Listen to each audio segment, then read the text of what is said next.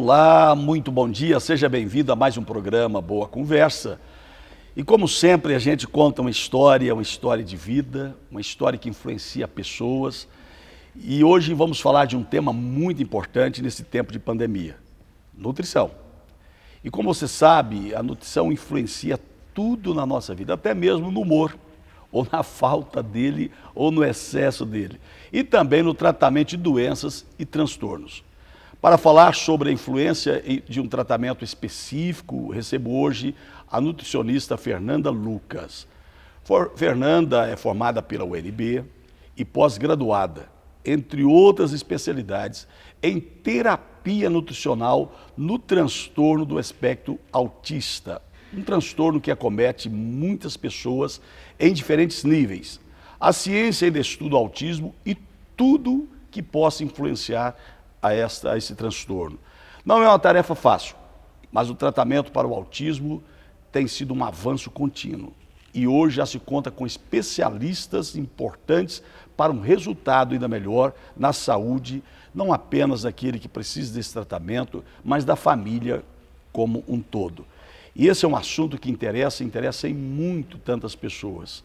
E hoje recebo a Fernanda, que é nutricionista, como eu já disse. É uma alegria, um prazer tê-la conosco. Seja bem-vinda, Fernanda. Bom dia. Bom dia. Muito obrigada pelo convite, obrigada pela recepção. É um prazer estar aqui, compartilhar desse tema tão importante. Esse tema que hoje, cada dia mais tem crescido pelo tamanho, o tanto que isso tem se tornado algo epidêmico. O crescimento do transtorno do espectro autista tem crescido e tem uma previsão de crescer cada vez mais. E você disse aí do transtorno, o autismo é considerado uma doença? Ele é considerado um transtorno, uma alteração sistêmica que tem repercussão em nível neuroinflamatório, uma repercussão de neurodesenvolvimento que vai causar consequências e manifestações clínicas dessas alterações. São alterações neurológicas? Isso, alterações neurológicas que vão manifestar os diversos sintomas. Ele está baseado, assim, o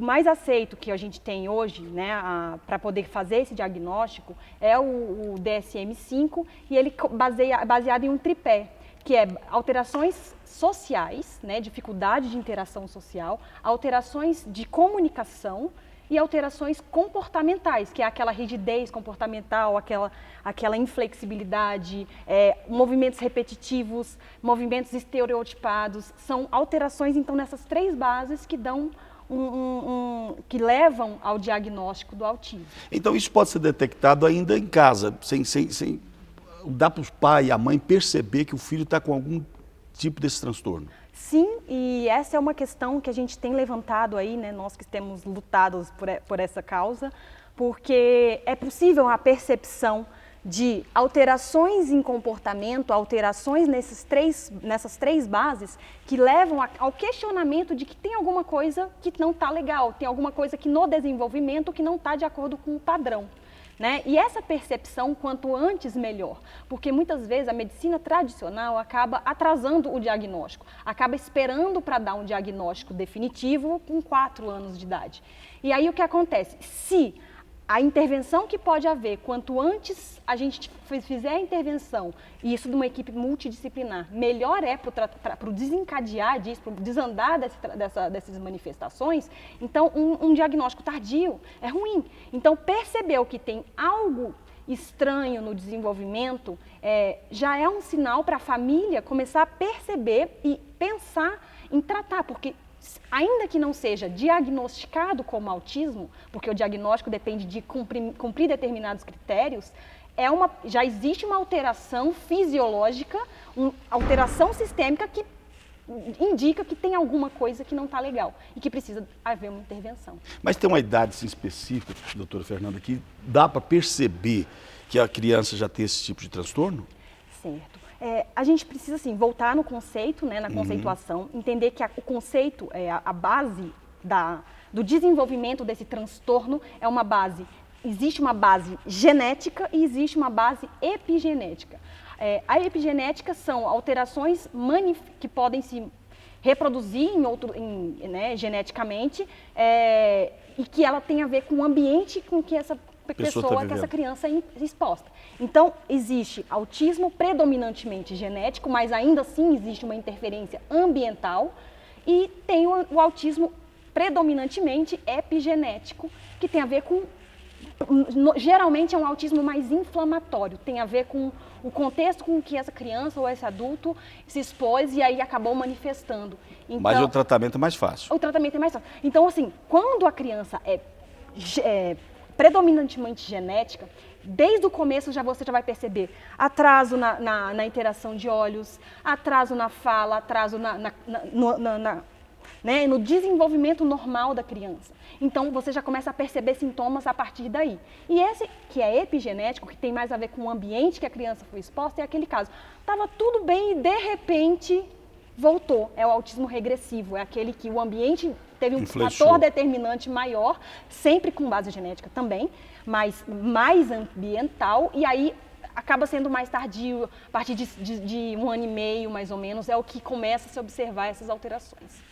Agora, isso tudo, lógico, o pai e a mãe percebendo que possa ter esses sinais do transtorno na criança, qual é o especialista? É o neurologista que deve ser procurado, é isso? A gente pensa o seguinte, primeiro... Ou é um conjunto, né? Sim.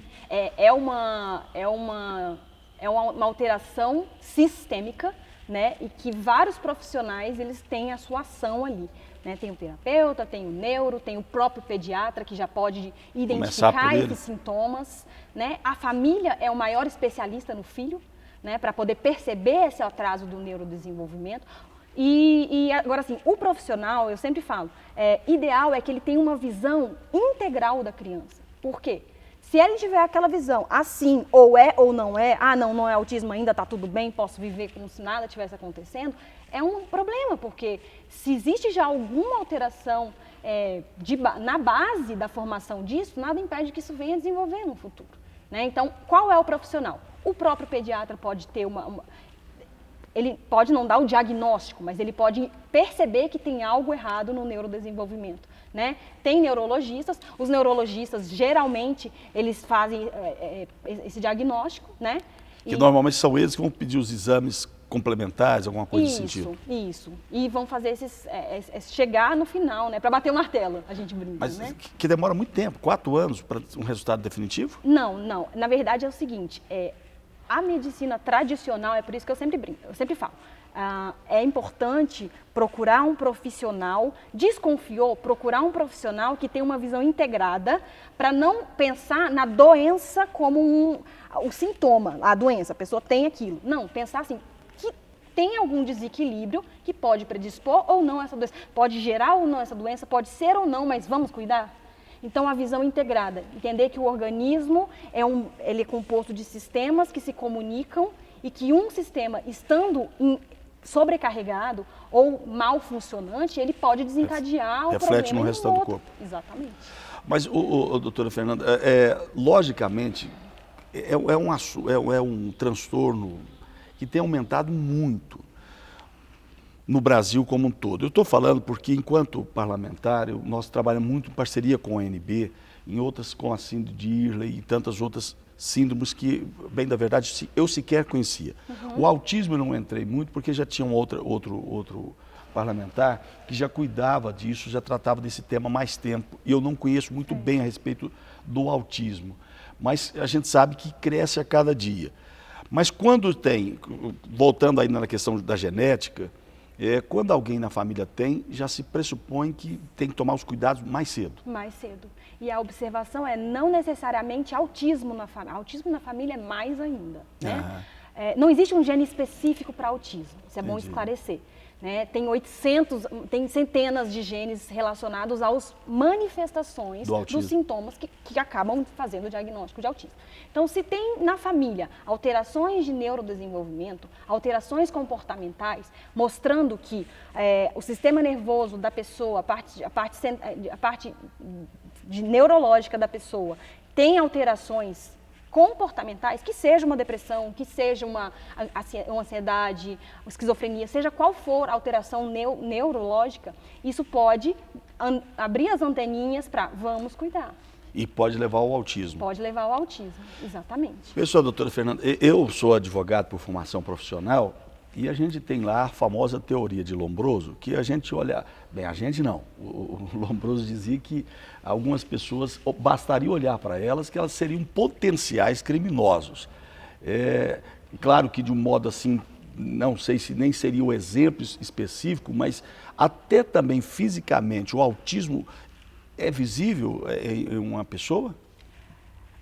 O que a gente precisa observar é sempre ter um olhar crítico em relação a esses sinais que o nosso corpo dá de dificuldade na fala, um atraso para fazer a interação de olhar, movimentos repetitivos, a ecolalia, que é a questão da fala repetida em relação ao que você falou, né? Sons repetitivos também, uma preferência muito rigorosa eu só como se for no meu prato amarelo e com essa colher verde. Isso pode ser problema disso aí? São sinais pequenos, né? Assim, então tem muita gente que é bom consultar o médico, né? Né? Já chega lá. Eu acho assim, nem 8, nem 80. A gente tem que pensar assim, a nossa mentalidade tem que ser assim. Às vezes, quando existe um desconfiar de que algo não está legal, não significa que você está batendo o martelo e dando um diagnóstico. Significa um alerta para observação e começar, por que não, a já mudar a partir de agora fatores modificáveis, fatores ambientais que vão determinar ou não a expressão daquele gene que ela já tem. Então, eu tenho predisposição a ter, mudando de assunto totalmente, mas para poder ficar um exemplo, tenho predisposição a ter diabetes. Eu vou esperar eu estar com níveis altíssimos, alterados no meu exame para poder fazer algum tipo de alteração no meu estilo de vida? Não. Eu tenho predisposição diabética, minha mãe, meu pai, meu tio, sei lá quem, todo mundo foi diabético, eu vou cuidar para não ter.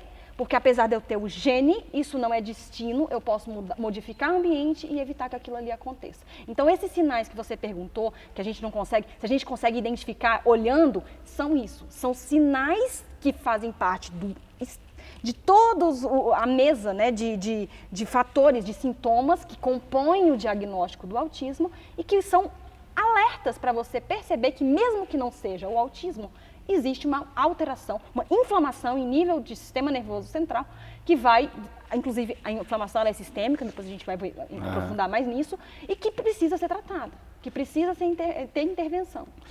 Que é interessante isso. Quando eu te falei você falou de prato, mesma colher, eu me lembrei, lógico de mim, eu não sei se é a idade, alguma coisa parecida, mas se coloca qualquer prato, qualquer copo na mesa, mas eu tenho o meu predileto. Eu vou tomar cuidado a partir de agora, doutora Fernanda. Talvez não seja, vamos ver. É um sintoma só. Tá livre, é possível de resolver o problema ainda, né?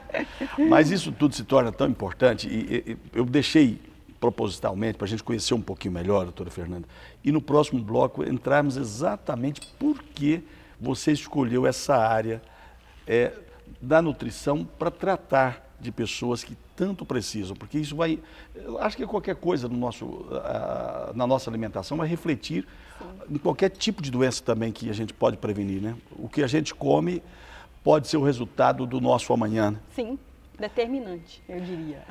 Então, nós vamos no próximo bloco falar um pouquinho mais sobre alimentação, sobre nutrição, para que a gente conheça melhor sobre esse tema. O autismo, mas correlacionado também à alimentação. Fique conosco, aguardo vocês, até daqui a pouquinho.